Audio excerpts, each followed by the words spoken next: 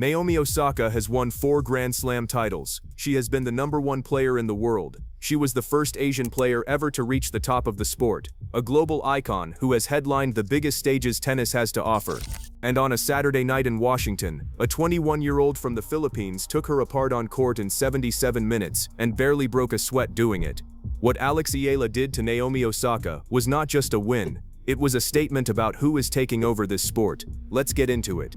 Here is what actually happened, because the scoreline alone does not capture it. In the semi-finals of the Mubadala DC Open, Eala and Naomi Osaka met for the very first time in their careers. On paper it looked like a fascinating clash of styles and generations. The 4-time major champion against the rising star. It lasted barely over an hour. Eala won it 6-4, 6-2, and the second set was even more lopsided than the number suggests. This was not a nail-biter that went Eala's way at the end.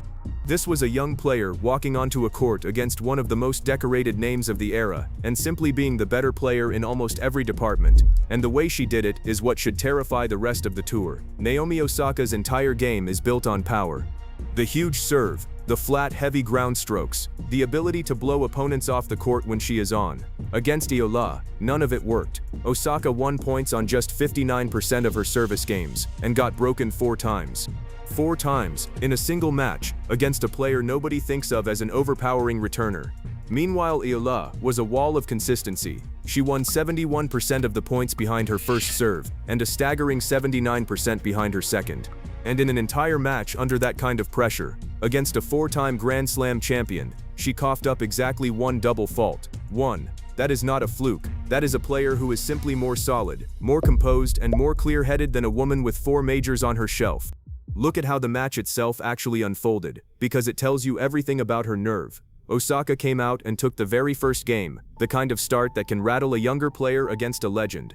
Eala did not flinch. She immediately won the next 2 games to grab the lead.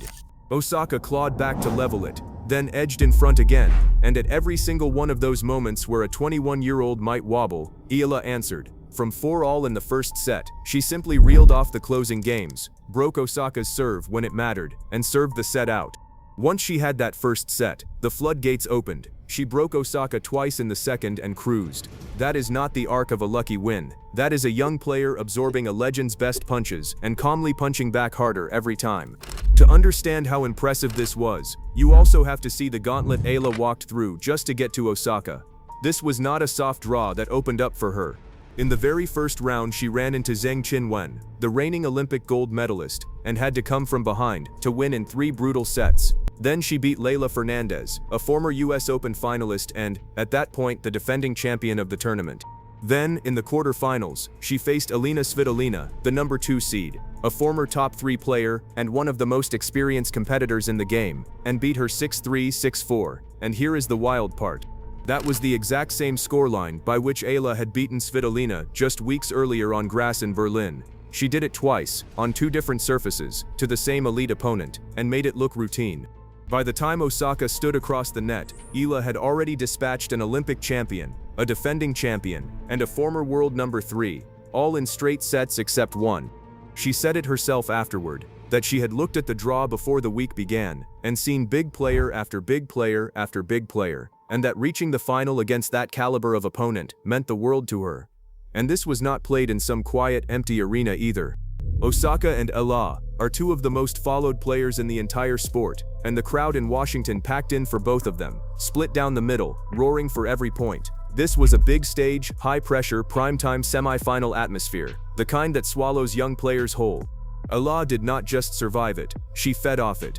The bigger the moment got, the more locked in she became, hunting Osaka's second serve, winning the long rallies, refusing to give an inch on return.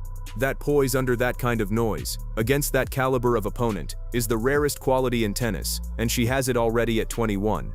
Quick pause here. If you think Eala is going to be a Grand Slam champion within the next 2 years, type champion. If you think she still has a way to go against the very best, type not yet. I read every single comment, and if you love watching a new star rise in real time, hit that subscribe button before you scroll on, because there is a lot more of this coming.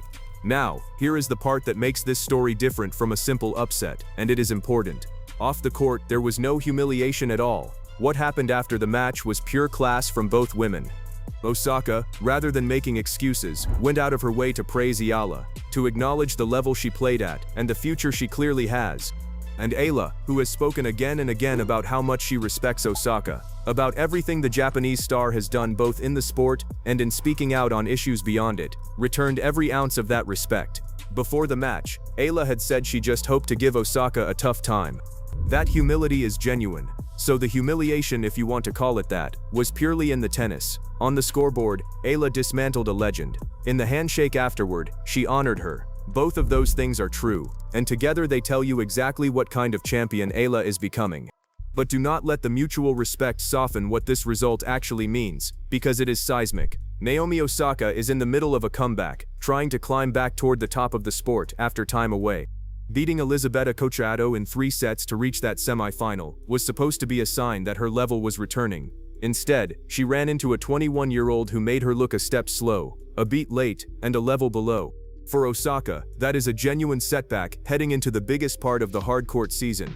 For Eala, it was simply the next name crossed off a list of legends she is collecting at an alarming rate. And this is where the bigger picture comes into focus. Eala had already beaten Iga Swiatek this year, twice in her career now. She had already beaten Svitolina twice. She had already taken down Zheng, an Olympic champion. Osaka was just the latest 4-time major winner to discover that a resume means nothing when Eala is locked in and finding the court with that relentless, flat, awkward lefty game that nobody seems to have an answer for. She does not overpower you. She outthinks you, outlasts you, and refuses to hand you a single free point. Against players raised on dictating with power, that is a nightmare to face. The match against Osaka sent Eala into the first WTA 500 final of her career, and her first ever on a hard court. And she did not stop there.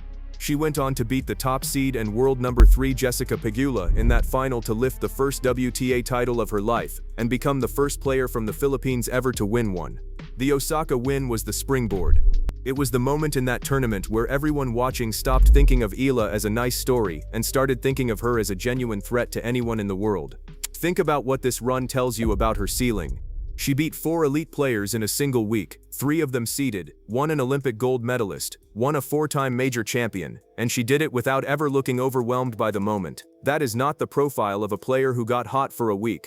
That is the profile of a player who belongs, and who is going to be doing this for the next decade. The names she is beating now, Osaka, Svitolina, Swiatek, are the names that defined the last era, and she is beating them at 21, on her way up, with her best tennis still ahead of her.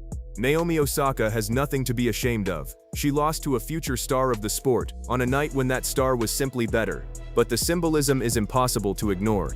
One of the biggest names of the last decade walked onto a court expecting to use her experience and her power to handle a young challenger, and instead she was schooled, cleanly and comprehensively, by the player who represents where this sport is heading.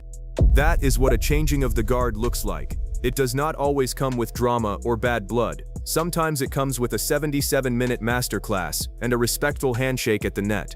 Eala did not just beat Naomi Osaka in Washington.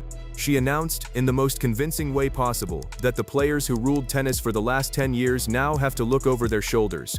And the person standing behind them, calm, relentless, and only getting better, is a 21-year-old carrying the hopes of an entire nation and playing like she has nothing to fear from anyone. If this one landed for you, do me a favor and tap that like button before you go. It is the single biggest thing that pushes these stories out to other tennis fans who would never find them otherwise. And if you want more on the rise of the most exciting young player in the world, subscribe and stick around. There is a lot more coming.